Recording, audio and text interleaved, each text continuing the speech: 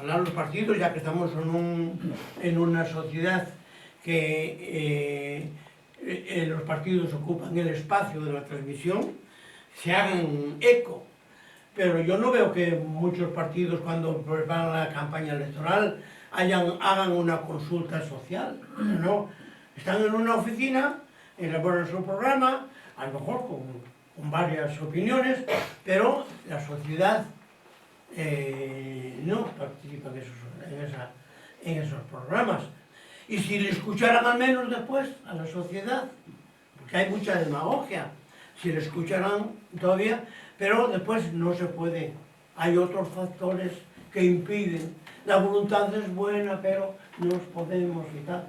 Entonces estamos en toda esa dinámica pseudodemocrática, que yo diría pseudodemocrática, porque, bueno, yo no he conocido otras democráticas que han sido perfectas. He vivido fuera, he conocido otras. Hombre, un poco mejor que estas sí, un poquito mejor, pero tampoco eran perfectas. Pero es que aquí es un caso, en España es un caso. Y también habría que analizar el por qué este pueblo que ha sufrido tanto, sufrió en la muerte, en la tortura, en el hambre, en la ignorancia, porque le han negado justamente los canales de transmisión de cultura, en todo el periodo franquista, y la única alternativa que les dio en un momento dado, del régimen, ir afuera a ganar vuestra vida. Pero que ahora, cuando hubo un espacio, un momento que pudo haber más acceso a la cultura, ¿de qué les sirve la licencia a muchos jóvenes que salen licenciados de las universidades? Vete a lavar platos a Londres, o a París, o a Berlín. ¿Es esa la situación? ¿Eso no se puede corregir? Se puede corregir si el pueblo también reacciona y sabe que no quiere eso. ¿Qué futuro? ¿Qué perspectivas? Entonces, habrá que pensar que ahora también estamos sufriendo las secuelas de todo aquello que se fue cultivando, de un pueblo que estuvo callado, de un pueblo que tuvo miedo, le inyectaron el miedo, es verdad, con razón del miedo, con la tortura, con la imposibilidad de hablar una palabra, pero ese miedo se ha transmitido como un valor, que esa es la desgracia, se ha transmitido como un valor a otras generaciones y automáticamente imposibilita de que otras generaciones posteriores de aquel momento están imposibilitadas de intervenir, porque están todavía ganadas a ese y por si acaso, ¿qué? ¿Qué hay que perder? Yo al menos son mis convicciones. En aquel momento donde yo perdías la vida, perdías la vida, pero eran más fuertes los valores que defendías que tu propia vida, porque la ibas a perder de todas maneras, por otras formas. Ahora se ha calado una cultura conservadorista desde el punto de vista de economizar sacrificios, economizar voluntad, que al fin y al cabo los peligros no son tan grandes como lo eran en otros momentos, pero justamente eso también pesa. La cultura del miedo, y el miedo es una forma, un comportamiento social, y también eso hasta la fecha, menos mal que las últimas generaciones empiezan a no tenerlo, pero están sufriendo las consecuencias también de la inactividad de sus anteriores generaciones. La primera por la represión, y la segunda también por el acondicionarse a no pasar lo que pasaron sus abuelos, y así sucesivamente se van transmitiendo unos conceptos que también en el trabajo memorialista, asociaciones memorísticas, también utilizan ese concepto, sin querer, sin teorizarlo, pero no reivindican la identidad social que permite al individuo de ser actor y de reivindicar, y de no tener miedo, de reivindicarle al gobierno, a su partido si lo tiene, a su asociación, a quien sea. No, es un poco ese concepto de si eres humilde, eres buen chico. Si te rebelas, no eres tan buen chico. Esa es una cultura negativa también para la sociedad. La rebeldía es necesaria contra lo viejo, lo que ya no vale, para lo nuevo, para la perspectiva, para lo que hay que modificar, sin temor. Si tienes temor, te conviertes en un conservador, políticamente, incluso políticamente. Es mejor lo que tenemos que lo que no conoces. Por ejemplo, si hubieran hecho así en todas las generaciones, estaríamos en la Edad Media. Hubiéramos conservado todavía aquellos métodos, ¿no? No, que a pesar de todo la sociedad tiene que funcionar hacia adelante, ¿no? Hacia el movimiento. Pero yo creo que el movimiento hay que darle una orientación también. Orientación de la participación con meditación, pero por las buenas cosas y por el interés de la sociedad. En fin, esa es mi vivencia. Mi opinión, que es producto de mis vivencias también, de mi experiencia. Me tocó andar por el mundo, he sido un privilegiado el ser en esa minoría que se salvó del franquismo. No fui a descansar al extranjero y a olvidarme de lo de aquí. No pude volver hasta el 77, pero estuve activo y me permitió viajar por Europa, de ver otros lugares y de estar activo por la lucha contra el franquismo permanentemente. Yo vivía en Francia, permanentemente organizado para acabar con el franquismo. He tenido una decepción de las fuerzas que fueron responsables de la transición por todo ese olvido y me puse a luchar en contra de ello, en contra de ese olvido, en contra de la deformación y en contra de lo que considero que no hace honor a aquellos principios por los cuales tantos compañeros han muerto, dado la vida y el sufrimiento. Para hacer honor a esa gente que lo han dado todo, hace falta ser dignos de ello y ser coherentes con aquellos principios. Últimamente he tenido un cierto conflicto también en este sentido, que trato de aclarar. Yo soy miembro del Partido Comunista desde niño. No me ha impedido vivir con otros que no lo son, en muchos espacios, que no lo son, pero que tienen valores.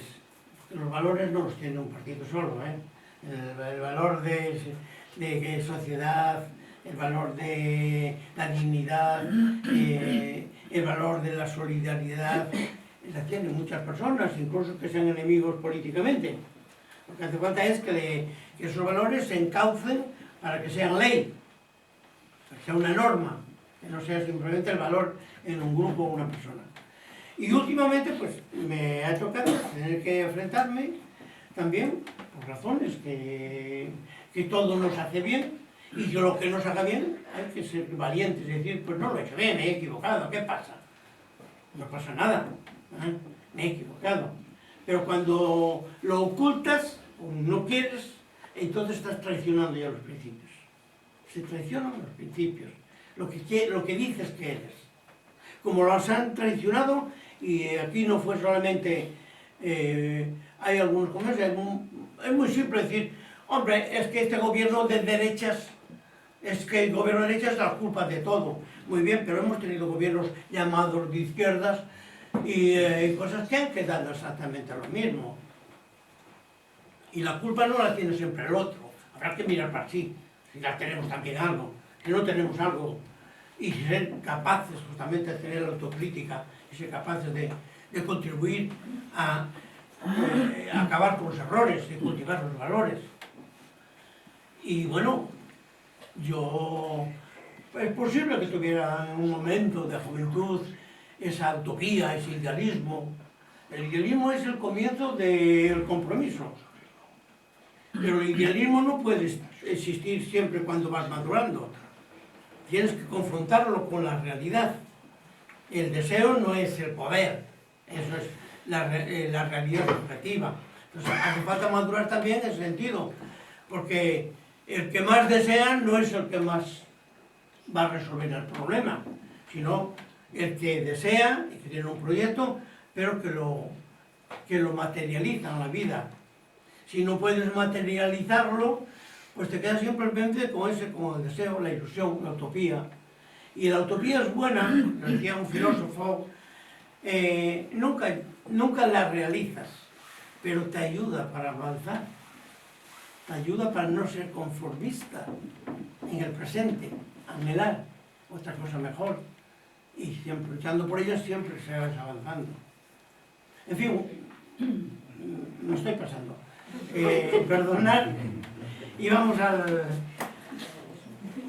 debate.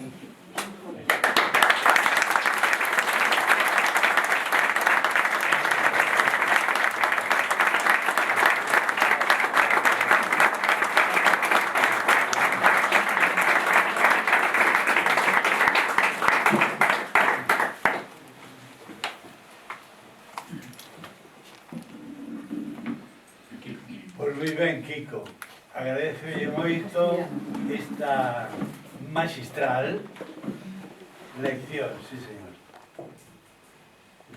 E eu quería saber algo máis tamén da súa trayectoria e de que nos diga nomes en honor deles que morreron alá por Bierzo, non? E outra cousa tamén, eu sei que moitos emigrantes nosos que foron para Francia descubriron realmente a verdade. Aquí non la tiñamos, pero ustedes ali parece ser que recibiron realmente charlas, asambleas, eu sei moito eso, que transformáronse, viñeron para aquí e dixo, isto é unha trampa. Non nos dixeron nada do que pasaba. Esas dúas cousas quería un pouco que usted, ao mellor, ten experiencia da segunda e sobre todo da primeira, claro. No Bierzo. Díganos un lugar concreto al poder ser e os seus nomes. Bueno, yo mi actividad en el Bierzo la tuve de enlace, porque el sistema de cuando se organiza el movimiento guerrillero, que hubo grupos en Galicia, por todo Galicia, y en la parte de León, la parte occidental de León, había una multitud de grupos que han surgido de aquella manera espontánea, ¿no? Después, algunos que pasaron a Asturias, volvieron, pero tenían organización de grupo, pero no había vinculación con otros grupos, o sea que no había una estrategia definida de manera de grupo, para dar ese nombre de movimiento.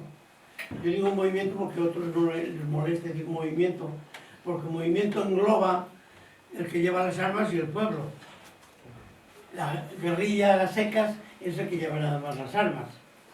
Una guerrilla es un grupo de guerrilla. No, movimiento, lo que decíamos anteriormente, sin pueblo no hay guerrilla. Y esa guerrilla es producto del pueblo. Es el medio, su medio. Es en el que se desenvuelve. Y es por el que lucha, además. No solamente el que se desenvuelve para las vivencias, es por el que tiene que luchar. El objetivo es luchar por el interés de ese pueblo, con las características que tiene, incluso reivindicaciones específicas de las regiones. Porque a lo mejor la definición de la lucha, por ejemplo, en Andalucía, no es la misma que en Galicia. Allí, el concepto de los braceros campesinos, la lucha por la conquista de la tierra, no era el problema de aquí, eran otros problemas. Aquí a lo mejor era el cooperativismo, una reforma agraria que permita también al vinifundio de Galicia y de León, la parte de León, el tener una vivencia digna, con los medios que le ofrece el Estado, es otra cosa. Pero estaban los programas de la República. En cada lugar tenían esos programas. Entonces, en cada lugar hay que identificarse con eso. Galicia y León, bueno, la misma cosa. El nuestro era más o menos lo mismo, sobre todo el Bierzo. Yo del enlace, cuando yo todo ese proceso que yo colaboraba con el movimiento guerrillero, que mis padres eran guerrilleros del llano, mi madre y mi padre y mis hermanos, mi hermano, mis hermanas, todo el mundo, teníamos un sector por la represión que había. No podías comunicarte como en la legalidad. Pues había ese secreto, que era el secreto en algunos lugares incluso de familia, de una casa, que nadie tenía que saberla. De otros, ciertas casas que se conocían entre sí. En mi pueblo había unas cuantas casas donde se cobijaba la guerrilla. Pero al mismo tiempo había una organización juvenil, por eso que me ha servido también, porque eran los mismos compañeros que tuve en la escuela, que nos había educado el mismo maestro en aquel inicio. Cuando era la cuestión de la guerrilla, estábamos organizados, jóvenes, en torno a la guerrilla de mi pueblo, unos cuantos jóvenes que habíamos estado ya en aquella escuela, que éramos los compañeros de escuela, que ya nos definíamos republicanos con 10 años y 11 años, nos definíamos republicanos. Pero vienen los guerrilleros y nos dicen, no, es que ser republicano hay que estar en torno a ver qué acciones hay que hacer. Hay que hacer propaganda, hay que darnos a conocer otros jóvenes, y hay que darnos a conocer personas en donde se abran casas, donde pueden parar los guerrilleros y tal. Esa fue mi acción hasta que no me descubrió la policía. Y a mí me descubrió la policía porque no descubrieron la casa de mis padres, que estaban allí siempre los guerrilleros, y me descubrió la policía pues haciendo una acción organizando una huelga en la cuenca minera. Yo tenía 20 años de aquella. Me descubre por ahí, entonces descubre otro elemento, que yo había tenido contacto con un policía para si podía suministrar armas para la guerrilla, y entonces me descubren todo eso y claro, automáticamente me permito y Así fue la historia de la mayor parte de los guerrilleros de última hora. La represión por la acción, no por la pasividad, por la acción, porque estaban enmarcados dentro de la participación en la guerrilla. Entonces, bueno, a partir de ahí, yo soy un guerrillero de Galicia León, y yo colaboro con la federación, sabéis que, bueno, sabéis, a lo mejor unos lo sabéis, otros no. La primera organización que se crea en España, se crea en León, Galicia, que es la Federación de Guerrillas, en 1942. Todos aquellos grupos dispersos, algunos no se han federado, pero la mayor parte se han federado, se crean una federación de guerrillas que se hace justamente en un pueblo, que llega a lo de mi pueblo, que le llaman Ferradillo, que es un pueblo histórico, le llaman la Rusia Chica, le llamaban la Guardia Civil la Rusia Chica. Y entonces se crean un reglamento de vivencia, unos estatutos internos y una estrategia. ¿Estrategia qué? Dejemos ya de ser simplemente de supervivencia y vengamos de resistencia.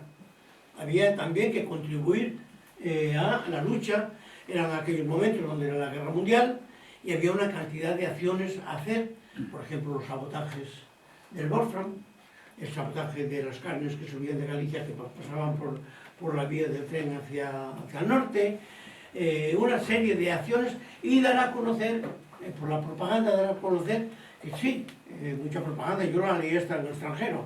He leído incluso algunos combates que tuve yo en el extranjero cuando llegué. Y dar a conocer todo eso de manera a que el pueblo pasivo se movilizara y viera una perspectiva. Viera una perspectiva porque yo hablé anteriormente de la transición, pero es que la causa española fue traicionada varias veces. Fue traicionada cuando la no intervención que firma Inglaterra y Francia y Estados Unidos para que no se intervenga en la guerra civil, que se deje que era un conflicto nacional. Pero los italianos y los alemanes siguieron. Los bombardeos de Guernica y de Durango y de Madrid y de Barcelona eran las cuadras de aviones alemanes. Y los alemanes fueron los que ganaron a Alemania, le ganó la guerra a Franco. Y Franco contribuyó luego después, no solamente ser sustituto de los abastecimientos hacia los alemanes, sino enviar una división azul allí también a combatir. O sea, que está implicado, normalmente debiera de ser, ya la primera traición que nos dejan, que gana la guerra con esas fuerzas, si no, no hubieran ganado la guerra civil. Y entonces, luego pues, en el proceso de la guerra mundial, Franco sigue contribuyendo a su identidad fascista, a defender el fascismo internacional y a contribuir. Y cuando se acaba con el fascismo internacional, menos España. ¿Quién español pensábamos de aquella que no iba a pedirse las responsabilidades y cambiar el régimen aquí? Pues todo el mundo lo pensábamos. Entonces tenías ese deber de contribuir. Y esa fue la frustración luego después. A partir del 45, que mucha gente pues decía, es imposible, como es imposible que nosotros nos tenga así, pues era así, era así. Y no solamente fue eso, que después, con todos los años antes de la transición, que hemos tenido que encajarnos al franquismo, que no ha cambiado de política, pues vienen los partidos exiliados, algunos de los partidos exiliados, que por la necesidad de la libertad dan a cambio su identidad, su patrimonio, el del pueblo. Ellos al fin y al cabo ya llevan unos cuantos años fuera, a lo mejor muchos de los que firmaron esos acuerdos de la Moncloa y los acuerdos de la transición, pero negocian con el patrimonio del pueblo, una libertad real, no ficticia. Eso fue el problema. Bueno, yo en ese momento que me incorporo a la guerrilla, pues ya soy un ciudadano, un guerrillero sobre todo de la región, de Galicia y de León. He convivido en Galicia y en León, que era la zona... Yo estaba en ese momento hay un proceso también. Hay un proceso que lo que es movimiento guerrillero sufre una modificación, también influenciada por el contexto que se creó internacionalmente. Veis que se acaba la guerra mundial y entonces se resitúan por las contradicciones propias de intereses de zona en dos bloques, el bloque occidental y el bloque del este. Entonces ahí hay intereses ya. Nosotros estamos circunscritos en el bloque del este, del occidental. Automáticamente es muy difícil, si no hay un acuerdo, como fue lo de Nuremberg, en el juicio contra el franquismo, que era necesario. Si no hay eso, automáticamente ahí ya quedas circunscrito en una zona y ya estás protegido por esa zona, porque los americanos solo no iban a hacer el juicio a Franco, y ya habían colaborado con él durante la guerra. Los ingleses tampoco, y los franceses tampoco. Entonces automáticamente les interesa más Franco que un cambio que puede ser demasiado rojillo y que puede hacer modificaciones que atentan a los intereses que se habían creado durante todo el periodo franquista y otros que había ya anteriormente. Entonces protegen a Franco.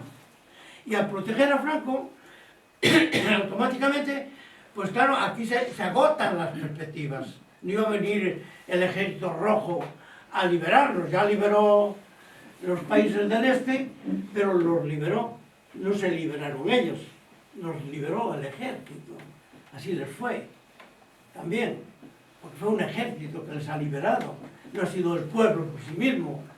Entonces cuando ese ejército ya no tiene fuerza, el pueblo se viene abajo, claro, no hay sistema. Eso es lo que pasó con el muro de Berlín y con otros factores que han pasado.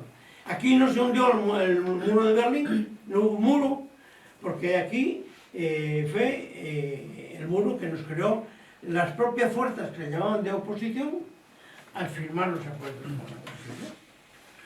oposición. Entonces, ya en ese momento, yo estoy fuera, y yo no juego ya ningún papel, no hay ningún movimiento. Había movimiento, sí había movimiento en España. Había un movimiento que fue el que gestó el movimiento obrero y el movimiento estudiantil, el movimiento intelectual. Empezó a surgir a partir de los años 60, pero ese movimiento quedó frustrado también con los acuerdos. Aquí tenéis la libertad. Y al darle la libertad, se ha frustrado su movimiento y han renunciado justamente en cierta medida a esa emancipación que era la apropiación del pueblo por conquistar sus derechos. Y así nos fue, y vamos.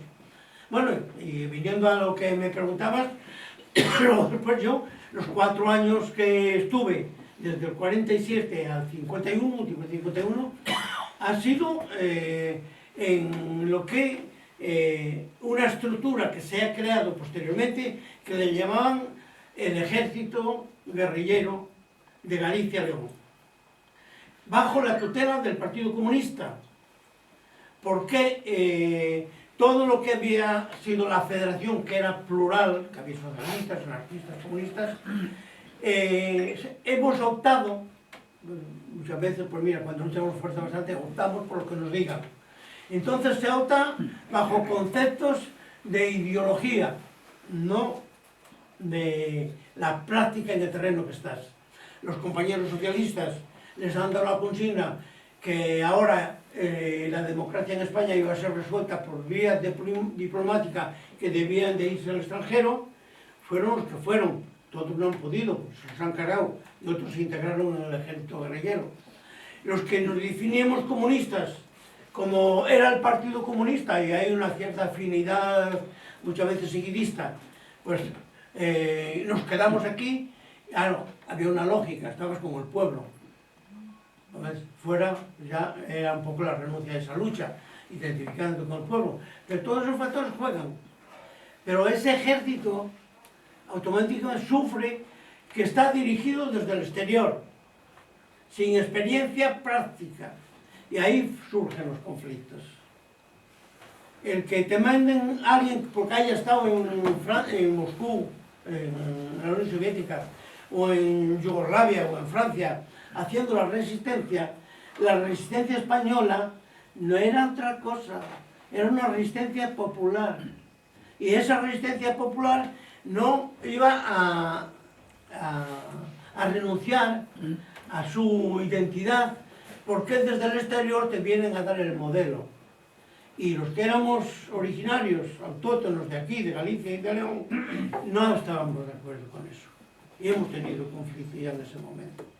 Y ese conflicto lo saqué llegando a París, y lo saqué en toda mi trayectoria, y lo saqué también aquí. Por eso nuestra insistencia es que si pierdes el concepto en dónde está la esencia de la resistencia y de la emancipación, automáticamente estás cediendo a una supuesta solución a un poder que no es real.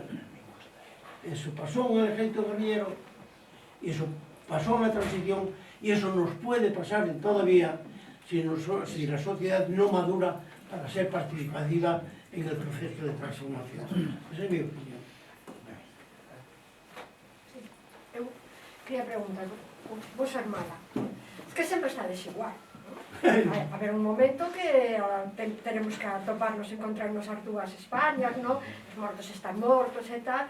Entonces, la lei de la memoria en Madrid, a Paca Sauquillo tamén din algo parecido, como que, ¿no?, que vamos a encontrarnos as dúas España, que xa pasou moito tempo. Que pensar de eso? Nosotros cuando empezamos, cuando nos asociamos en una asociación, porque los partidos políticos no están a la altura, ni estuvieron ni están, lo digo así, más lo digo como comunista que soy. Mi partido tampoco, no han comprendido el problema, no lo han comprendido. Es difícil, en el contexto que estamos, de dar la batalla, pero por dignidad había que dar la batalla. Pero nosotros cuando empezamos en la asociación allá, en el año 98, 97, 98, nuestro discurso ha sido eso. Y hemos madurado justamente porque hemos visto que molestábamos a todo lo que era oficial, todo lo que venía de los partidos políticos o de las instituciones. Y bueno, hemos arrancado, fíjate, un poco por la inercia. En el año 2001, cuando el primer proyecto para una ley de memoria del movimiento guerrillero la hemos elaborado 3 personas, una historiadora valenciana que se llama Fernanda Romeo, que estudió algo sobre el Levante, Dolores Cabra, que era la secretaria de la asociación, y yo. Hemos elaborado un proyecto y bueno, yo conocía a la gente de Izquierda Unida, algunos amigos, ¿no? Entonces les hemos insistido, hombre, por favor, implicaros. Asumieron aquello, dieron una redacción un poco parecida, pero eran aquellos puntos, que era el quitar el nombre de bandoleros a los luchadores guerrilleros, luchadores por la libertad, el considerarles socialmente, jurídicamente, como personas con derechos, como otro ciudadano, que todavía no los tenemos, y tener un archivo, fíjate, qué cosa más normal que un país democrático tenga un archivo público en donde todos los elementos de la represión estén allá y cualquier estudiante, cualquier persona pueda consultarlos. No los hay. Hay que ir a los cuarteles y te dan lo que les da la gana. Y te lo da un guardia civil o un soldado o quien sea, pero la carpeta, si tiene órdenes, si no, no te la da. ¿Cómo puede decirse que lo que son las fuentes archivísticas, aunque estén mal formadas, porque es verdad que los archivos son los informes de los que mandaban en aquel momento, pero al menos ponlo en servicio de la sociedad, ni siquiera. Bueno, lo llevan al Parlamento, se acepta en el Parlamento en discutir el problema a trancas y a barrancas. Estábamos lo menos 100 personas invitadas a las gradas del Parlamento. Y entonces, claro, ha pesado lo del PP.